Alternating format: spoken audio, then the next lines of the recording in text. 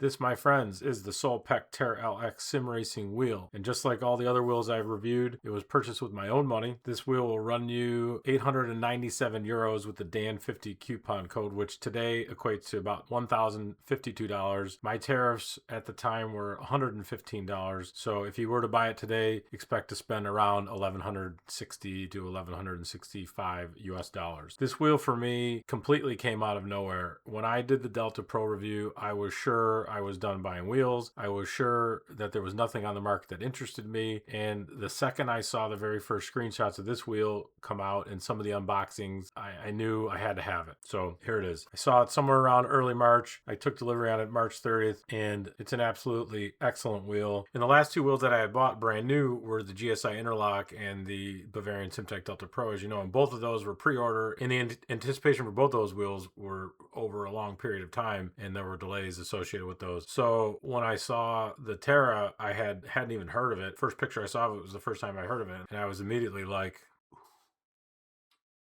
yeah, I knew I had to have it. Did I need another wheel? Absolutely not. Do we find reasons to justify and rationalize these purchases? Absolutely, we do. But let's start talking about the wheel now. So we'll start with the grips, because that was the thing that I was most impressed with the Delta Pro. The grips on this are different. They're not as unique, I guess is a good word. They're not as intricately sculpted. The Delta Pro has grooves for almost every single finger. This has more generic kind of universal style grip. There's a fairly large bulge here with a recess in the back for your fingers, and then it tapers thinner this way up and down. Now, I thought that having those super unique, intricately cut and grooved grips was like endgame until I started driving with this wheel. Now, the Delta Pro and the Delta Pulse, its little brother, are definitely the most comfortable grips I've ever felt with your hands in a stationary position while you're driving straight. But where things start to change, and this is something that I had never experienced before, really gave much thought to, is when you're turning the wheel or during dynamic movements. Your hands have to be comfortable through every angle of rotation throughout a turn. And that's where this wheel pulls ahead a little bit in terms of comfort. And it's not just about the grips, it's about the balance and the weight of the wheel. It's fairly symmetric.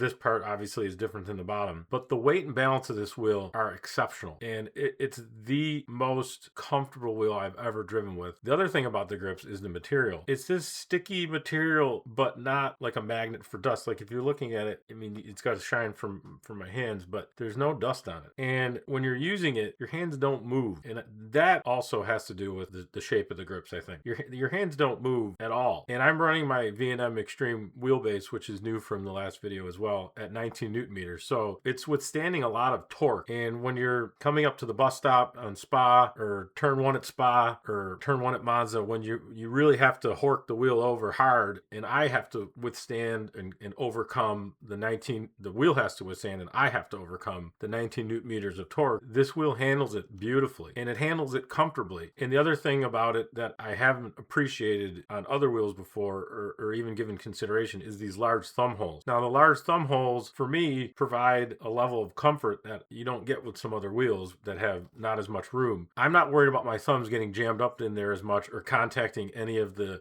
structures within, whether it be a thumb rotary or a thumb rotary that could be up here. Now, wheels like the Conspit Max 01 and the Delta Pro both have floating thumb rotaries up here, and it creates a detachment between the upper grip and the upper part of the frame. And some people complain with those wheels when they're turning that they contact those rotaries, and they either have a false input or an accidental input, or they can damage it, or they can hurt their thumb. That's something that, because of the absence of that rotary there, you don't have to worry about with this wheel. But also because of the large opening, you have just more room, more real estate there for your thumbs, and some of us might have bigger thumbs than others. So the grips, while not as unique and intricately cut as the Delta and Delta Pro and Delta Pulse, they are very comfortable. The material is nice and squishy, but not too squishy. And I have medium-sized hands. They fit around these grips fine. The grips remind me of the F Pro to a degree because of the bulge is similar in the middle. And I remember not liking the F Pro. I'm like, why do I like these grips, but I don't like the F Pro? And then I went back and looked at a picture of the F Pro.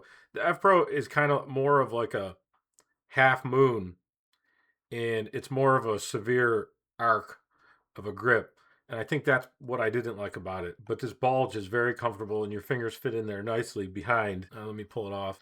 V&M wireless QR on here, very nice. So there's your bulge there. and your resets for your fingers.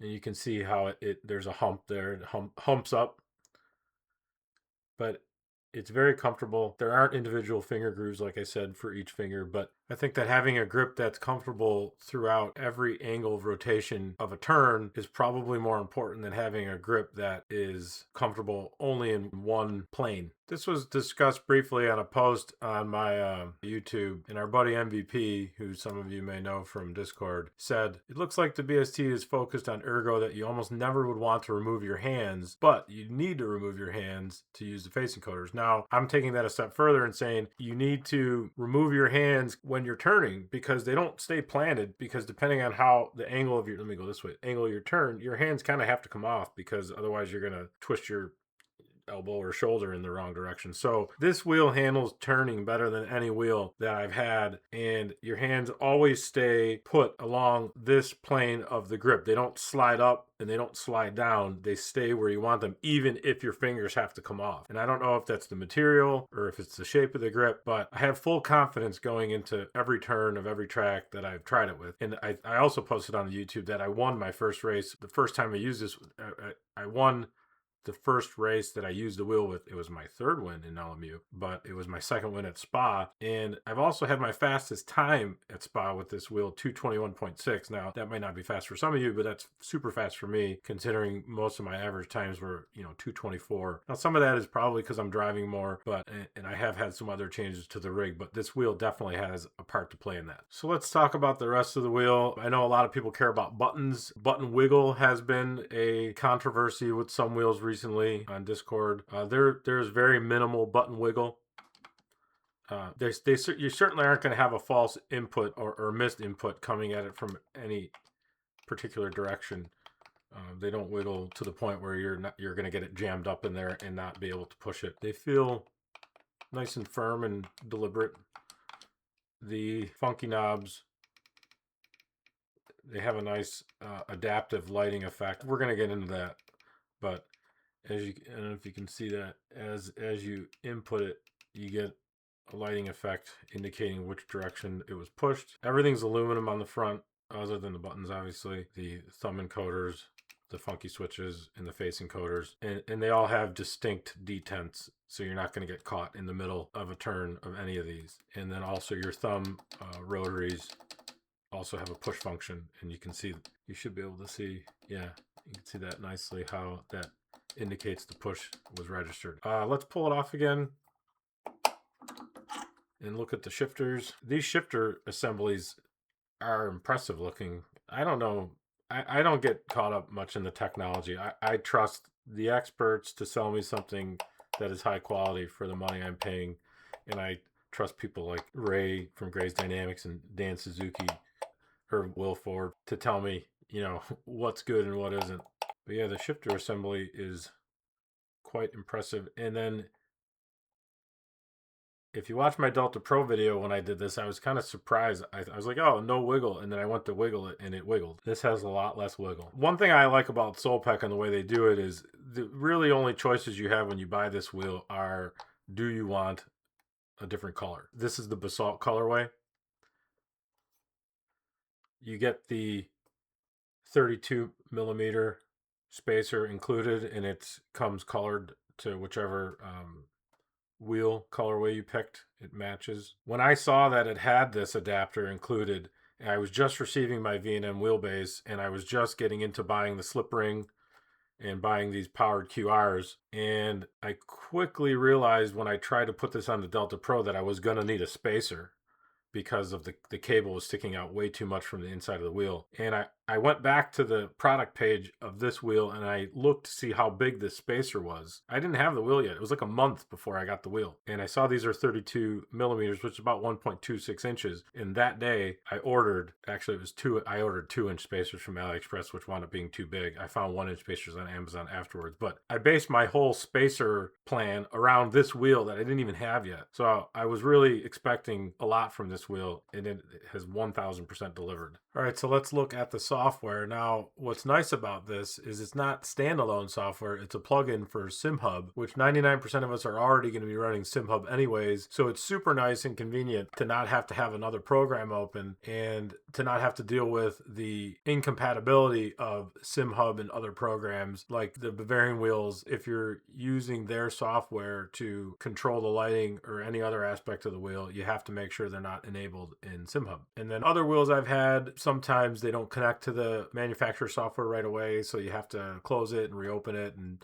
it can be a pain. So it's super nice to just have one piece of software that you have to have working at any given time. So not only is it convenient that it's in SimHub, but it's also the best piece of wheel software and dashboard software, wrapped up into one plugin that I've used. Now, I've always used lovely racing dashboards prior to this wheel, and particularly when I had the Asher Archer Pro, I really liked how it married into the lovely plugin here in the multifunction dial. When you're using multi-link encoders, each stage corresponds to a different setting in the game. So for instance, I have this traction control face encoder set to multi-link mode, and it will control the 3 traction control modes in LMU: traction control power cut, and traction control slip. You could remember from memory which stage is which, or more conveniently, they could show up on your dashboard. And that's what was always seamless with the Asher Archer Pro and the lovely racing dashboards, was it just worked. You didn't have to mess with anything.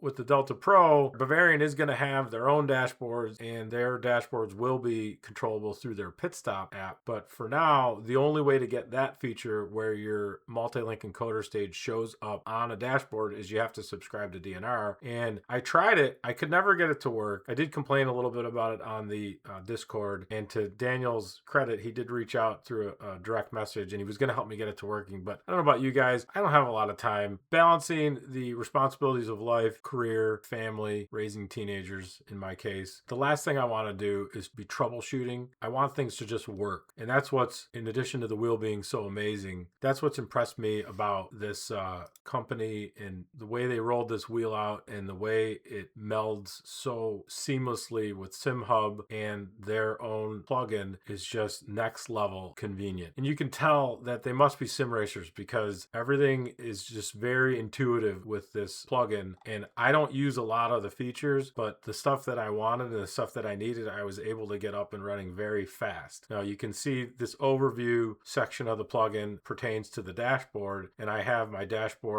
labeling right here for the main things that you're going to control in LMU. And then you can do things with the colorway where their own dashboard will sync with the colorway that you've chosen for your wheel. I love it. Is any of this stuff necessary? No. Is it cool? Does it make us happy? Yes. Does that mean that we're better fathers, husbands, sons, brothers for our families? Hell yeah, it does. I'm a much happier person since I've been sim racing. It's a wonderful escape, and unlike other gaming endeavors like Call of Duty, stuff like that, that stuff just pisses you off and it takes way too much time. This is a physical pastime, especially for me since I'm running it a little higher than I think most people do. And you can get an hour of racing in and you feel good. You feel like you've scratched that itch and you can move on with your other daily responsibilities in a good mood. So just briefly looking through this, you can customize your driver name for your dashboard, different types of accents you can enable or disable, and then you have your widgets similar to other dashboard plugins and setting. The other star of the show here is the Terra LX tab. So I don't ever use clutches because I'm only playing LMU, but you have your normal bite point adjustments and your clutch mode adjustments, dead zones. You can change the characteristics of your shifters. This is the section that I've used the most. I have everything enabled, like full on, super awesome light show. You can change these from full or partial flag effects. Here is where you change your colorway. And not only do you have all these built-in colorways, you can also change the way the colors are displayed. Now let me kill some of my lights and lower the exposure for this section. All right, so basically in the dark now, let's look at some of these colorways. And I just want to show you how they change and adapt based on which illumination style you're using. You have blended, which melds all the colors together. Solid, which will do what you would expect, where it's just red, white, solid colors. So if you have some fancy livery, there's a very good chance that you're going to be able to find a combination of illumination theme and illumination color, illumination style that will match your livery. Flow and blended, so Yeah, blended meshes the colors together. Flow just does it in a different way, it seems. It uses more red in this particular instance. Racing makes it almost look like a lovely dash. And then single color, as opposed to solid, just flips the white and the red. And then just looking at some of the other themes, pretty much every color combination you can expect and want is baked right into the software. The plugin, I should say. The other section of this plugin that deserves a ton of praise is this encoder customization section. So here, this is where things can either be very simple or very complicated and layered. Most of us don't need the level of customization that this wheel and this plugin offer. I personally am just using one of these as a multi-link encoder. Now with this wheel, on the left side of the wheel, you can have either the top or the bottom be a multi-link encoder that would be affected by this thumb rotary, and then on the right, either the top or bottom can be affected by the right thumb encoder. So I have the top set to hybrid link right thumb encoder, and I have 3 stages. So what it does when you change the amount of input counts, it will partition off the 12 lights surrounding the encoder to equal the number of lights per stage. For 3, there's 12 lights, 4 lights will illuminate per stage. If you change it to 6, then you're going to get 2 lights per stage. So visually, this wheel could not possibly offer you more information than it already is offering. Whether or not this is helpful, I don't know. I mean, it's helpful for me because I only use 3 stages. So it's really obvious to see by looking at the wheel what stage I'm in addition to running the dashboard and having the labeling. It'd be pretty hard to be in the wrong stage. Yeah, it has to be divisible by 12. Otherwise, it's not going to work. So I think probably they should take out 7 through 11 because those ones don't work. So there's some feedback if Soelpec watches this, unless I'm doing it wrong, but I don't think so. So let's leave it at what I use it for, 3. The other modes that you can use, this one I have set to tracked mode. It'll track your level around the entire revolution of all 12 steps. So that would be 1, 2, 3, 4. The other modes are default encoder. So this is just going to be a plus minus. And then you have hybrid switch mode. So hybrid switch allows you to set the number of inputs for each encoder, and it'll partition off each step again, just like the hybrid link mode, but it doesn't have a tie to either of the thumb rotaries. And then the last one is hybrid link mode. Now this works similarly to hybrid link with an encoder, but in order to change the value of each stage, you have to push in and turn. Push function meaning is disabled, meaning it's not going to work as a button anymore. But so basically you can have 2 hybrid linked rotaries on the front on each side, but only one's going to be tied to your thumb encoder and the other one is a push and turn. So yeah, it can be incredibly in-depth and complex, or it can be super easy like I have it set, and I just have one right now that I'm using for traction control, like I said. Now, the other cool thing is down here, you can customize the encoder light illumination. Right now we're on style 1. It will make the rest of the encoder one of the primary colors in the step white. Style 2, instead of it tracking per step, it will fill in per step. So ABS is filling in with white instead of it just being one white notch per step. So it'll fill in all the way around until you get back to 1. I think for me, I like style 1 so far. In style 1 with your tracked hybrid link encoder, each step is 4 lights because I have 3 steps for my traction control knob. If you use style 2, it's going to be 8 lights for step 2. You see that? 8 lights for step 2, and then completely illuminated for step 3, and then back to 4 lights for step 1. Style 3 is going to dim all of the lights that aren't being used, and you're just going to get your step. And in this instance, it's one of the primary colors, not white. Kind of cool, actually. A little bit, actually, probably easier to see this way. Just not as many lights illuminated at one time. Step 4 is the same thing, but it makes them white. And then step 5 is the same as step 2, but dark background. So it's going to follow, and it's also not white. It's one of the primary colors. So it's going to fill in per step. So yeah, so much to do on this wheel, and none of it has to be done, which is nice. If you like having lots of options, you're not going to be disappointed. So this was a pleasant surprise I actually just found the other day. Using my DDU primarily for all dashes and RPM lights, I've always found that the RPM lights on a wheel are kind of redundant, and sometimes, not in the case of this one, but sometimes they don't match the car specific that the DDU is able to display. But I found in here the other day this rev light section, and I've actually been using it as my brake input, which you can tell if you're hitting max brake when you don't want to be kind of easily without having other telemetry overlays on the screen. Super nice option. I don't know if this is available on other wheels. I haven't seen it before, so for me, this is new. So I think that's enough for the software section. Obviously, any questions, feel free to ask in the comments. All right, let's look at a few alternatives. One wheel that I had in the past was the Asher Artura Pro, and I will put a list of all the wheels that I've owned on the screen. This is an excellent wheel. It's very rigid, excellent aluminum construction. The shifters are really nice. The clutches are notorious for not being well liked, but I never use the clutches. It has the ability to change the button caps by removing the plates that cover the buttons, so no stickers, exchangeable button caps, real easy to do. Super nice wheel. I really liked it. The grips are thinner than other wheels I've had, definitely thinner than the GSI Interlock, thinner than the GXL V2 that I had, thinner than this wheel, thinner than the Pro. Still very comfortable, but I do like them a little thicker, so that's one reason why I was looking elsewhere when I did move on from this wheel. But excellent construction. I like that the extra thumb encoders are enclosed and not floating. No risk of damaging them, no risk of accidental contact and actuation. Excellent wheel. It says it's 1,129 euros, but when you add it to the cart and switch the destination to the United States, it gets lowered by quite a bit, and I guess that's because we're not getting charged the duties up front, so I imagine that's going to be on the back end. But this cart total is about $1,163. Then you got to expect some tariffs if they're still collecting them on the back end. But if you were looking at something other than the Terra LX for this price point, I think probably this would be my recommendation, because this is an awesome wheel, and it's been getting some updates, I think, with the SemiCube 3 coming out. But looking at the back of this wheel, now this is the SC version. My wheel that I had, it had a hole in the frame, and the USB-C port was there right on the PCB, accessible to plug in for Power QR. Now for me, it's kind of way ahead of its time, because even some new wheels that are coming out from other companies, either they have like the Lumberg type connection or whatever the hell you guys call it, I don't know, JST, I don't know, but it looks like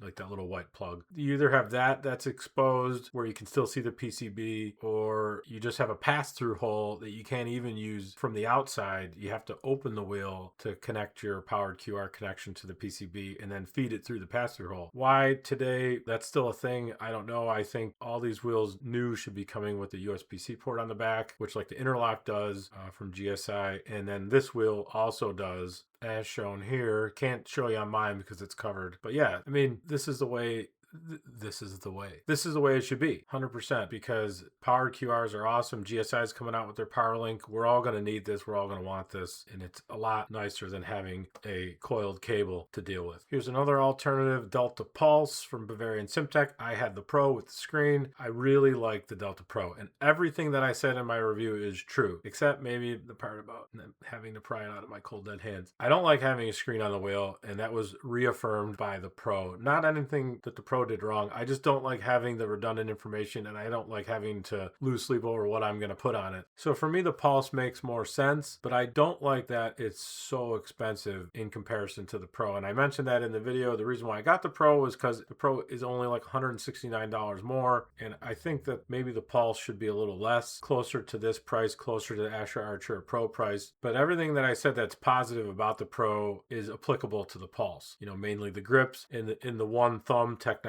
is something that I do miss. Having all 5 buttons available to the thumb is pretty awesome. But for the price, I still have to give the nod to the Terra LX, because you're getting so much from this wheel for less than everyone else seems to be charging. Something else that people might like about the Terra LX versus the Pulse or the Pro is the more generic labeling for their encoders. I know some people on the Discord for Bavarian are waiting for the customization plates that can be put under underneath this carbon fiber plate to change these labels around the two multi-link encoders, which for me, it's not a huge deal, but I did have that problem with not being able to show the multi-link stage on my dashboard, which is something that I rely on. And is something that I'm sure is going to come, more seamlessly with the updated pit stop app for Bavarian in the future. So this wheel with shipping is $1,470, so it's over $300 more than the Terra LX shipped to your door. Here's another alternative from Bavarian SimTech, the Alpha. Excellent wheel for functionality. It has one less space encoder, same amount of thumb rotaries. It does have the 6 paddle in this configuration. It's about $213 more after shipping.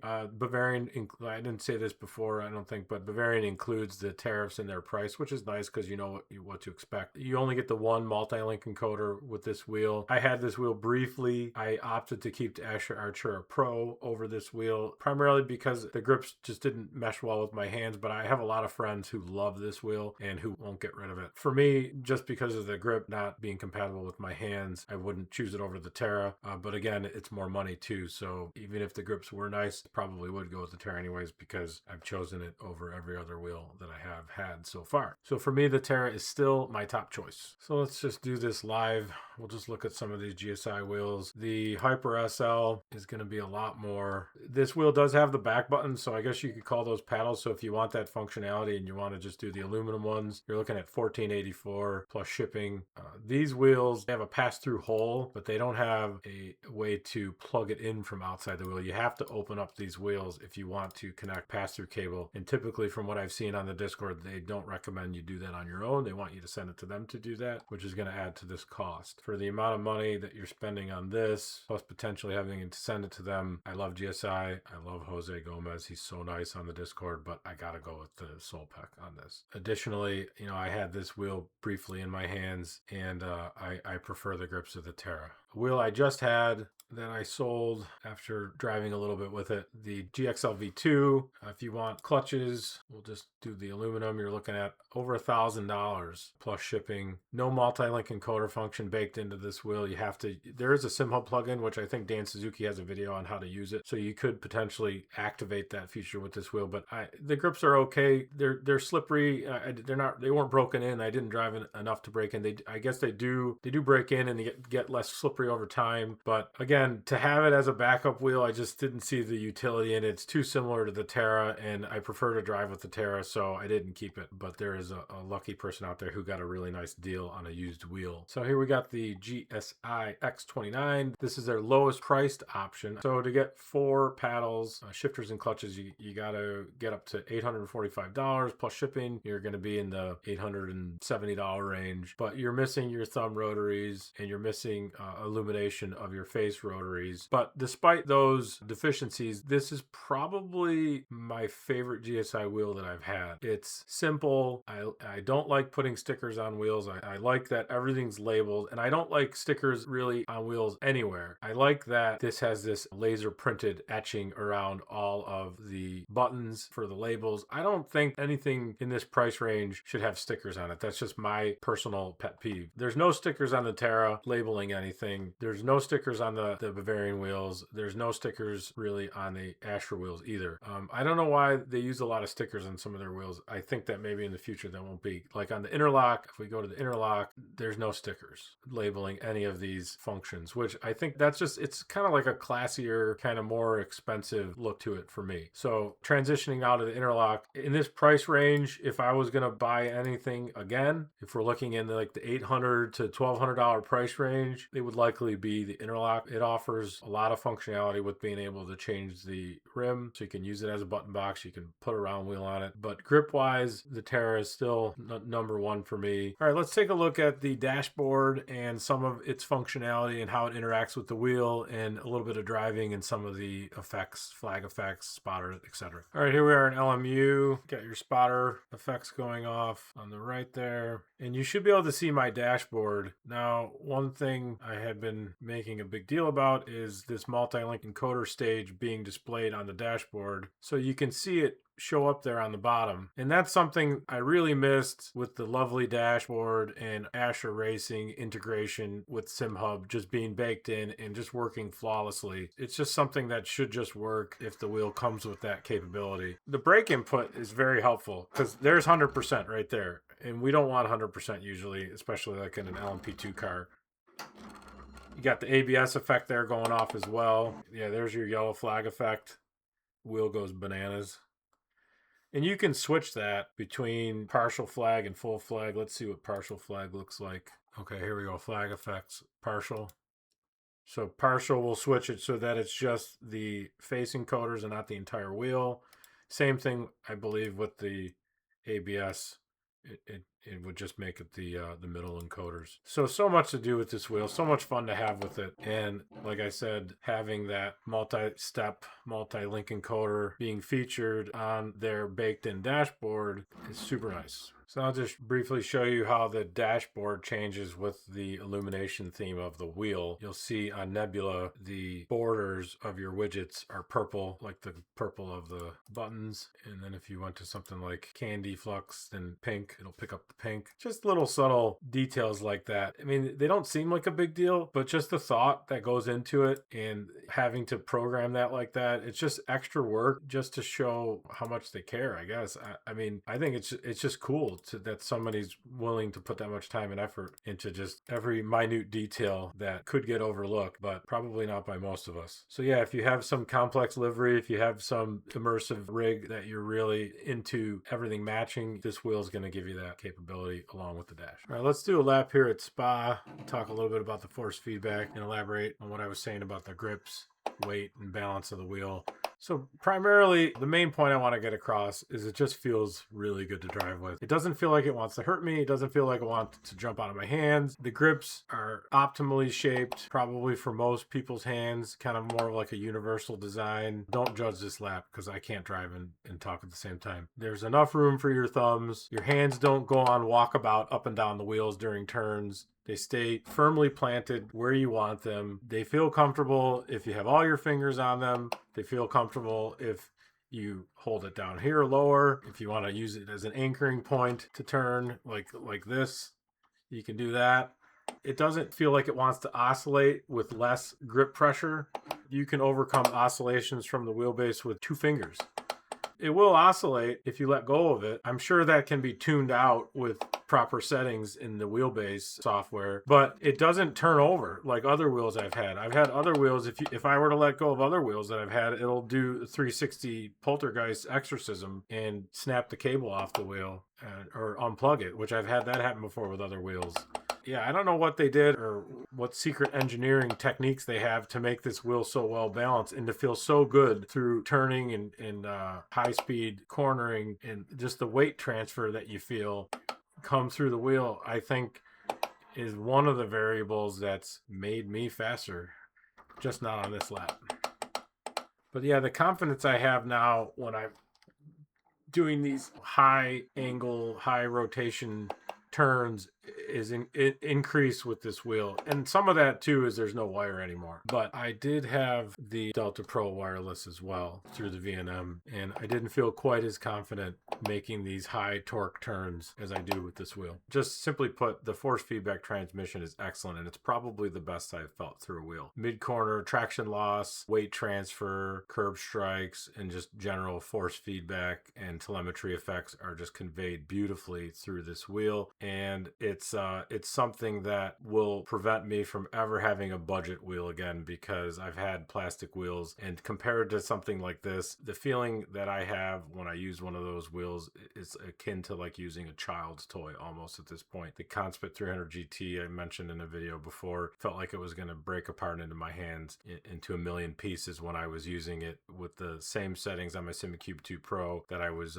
using with the Asha Artura Pro. So yeah, this wheel wheel is going to be my benchmark for what force feedback should feel like, and it's 100% going to be my recommendation for a daily driving wheel, and certainly for a screenless wheel. If you need a screen, then I'm going to give the nod to the Delta Pro because it's definitely the best screened wheel that I've had. The Soelpec Terra LX is in fact a gift from the sim racing gods. I'm super impressed with the wheel, as I've detailed, super impressed with the plugin, and I'm super impressed with the way Soelpec engages with the community on the Discord server. If you're looking at spending anywhere in the neighborhood of $1,000 for a wheel, I recommend saving a little bit more to afford this one. Anything significantly cheaper is going to be made out of plastic. You're not going to get the same force feedback transmission. You're not going to get the same feeling of weight transfer. You're not going to get the same longevity and reliability of the construction. I'm looking forward to seeing what Soelpec has in store for us in the future. I'd love to see a button box or a smaller form factor formula wheel, like somewhere in the 280 to 290 millimeters. So far, the 3 wheels that they have are between 297 millimeters and 302 millimeters. So even maybe something bigger like a round wheel would be cool. But hopefully not too soon, because I need to spend more than a month with the same wheel. I cannot withstand the FOMO of new products. So everybody just give it a rest. Don't release anything new. Just give me a break. So anyways, thanks for watching. I really appreciate it. Hope this helped you guys. Any questions, feel free to ask in the comments, and I look forward to seeing you all on the grid.